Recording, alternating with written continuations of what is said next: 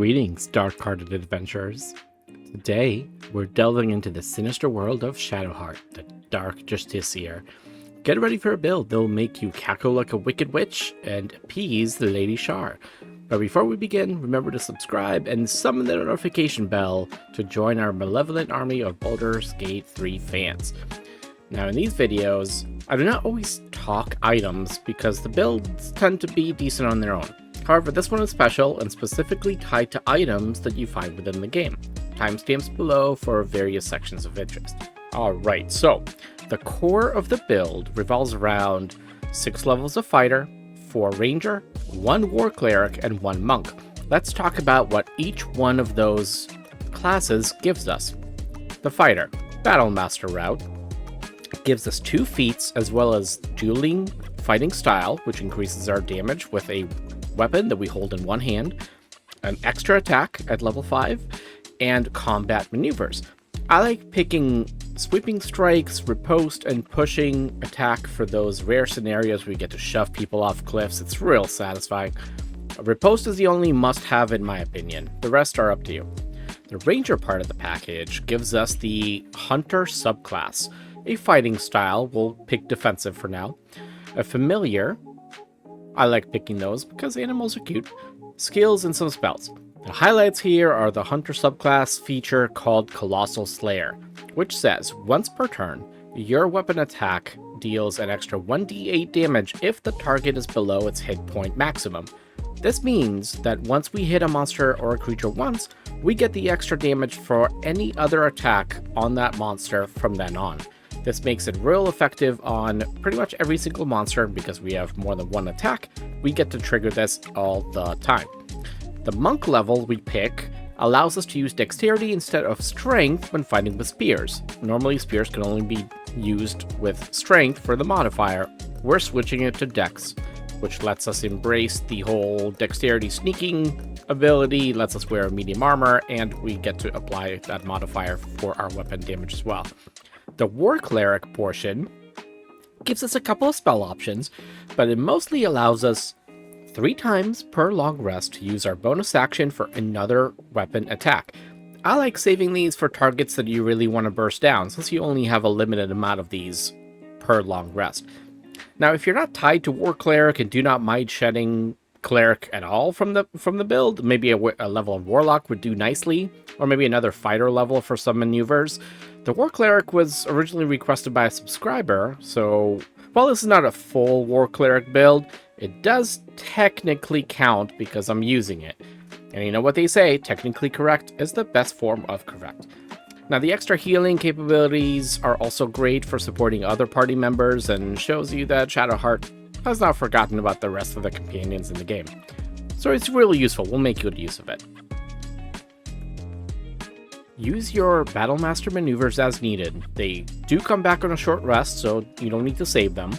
If you have enemies grouped up, use sweeping strikes, riposte whenever it gets made available, which, tip for you, don't forget to enable the feature in the game, which you can do through your spellbook under reactions, which will make it so the game will ask you every time an effect triggers.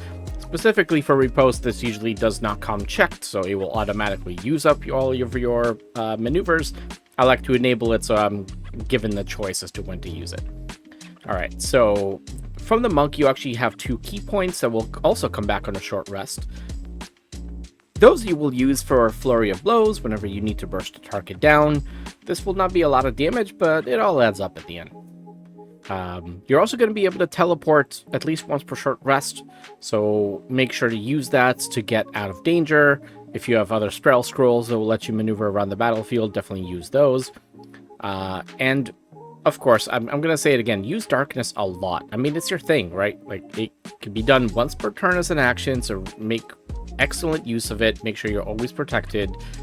You can mess with ranged enemies. You can use it to protect allies.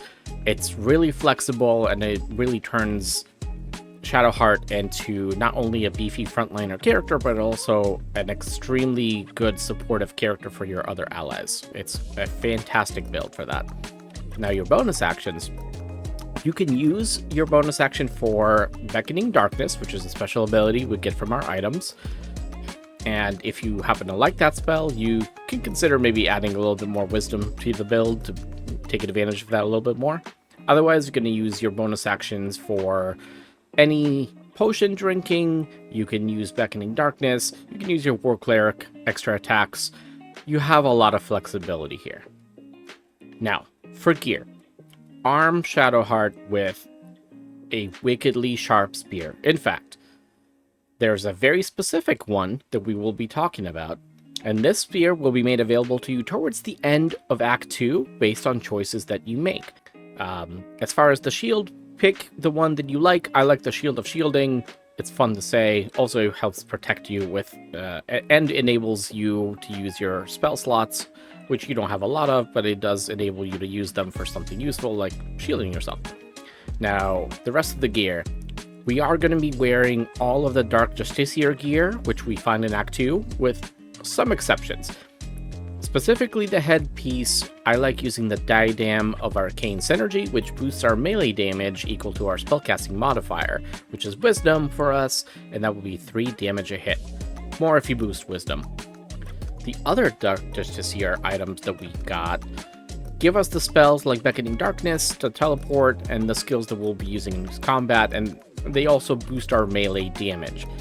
Now, the jewelry slots, you can find better than what I have showing here, but that's all I had laying around, but you really want to just focus on your damage and survivability. You have a lot of flexibility on those slots, so pick whichever ones suit your RP style, your combat style, anything you want. You can fill in the gaps using those. Now, your bow slot could be used for the bow that gives you haste.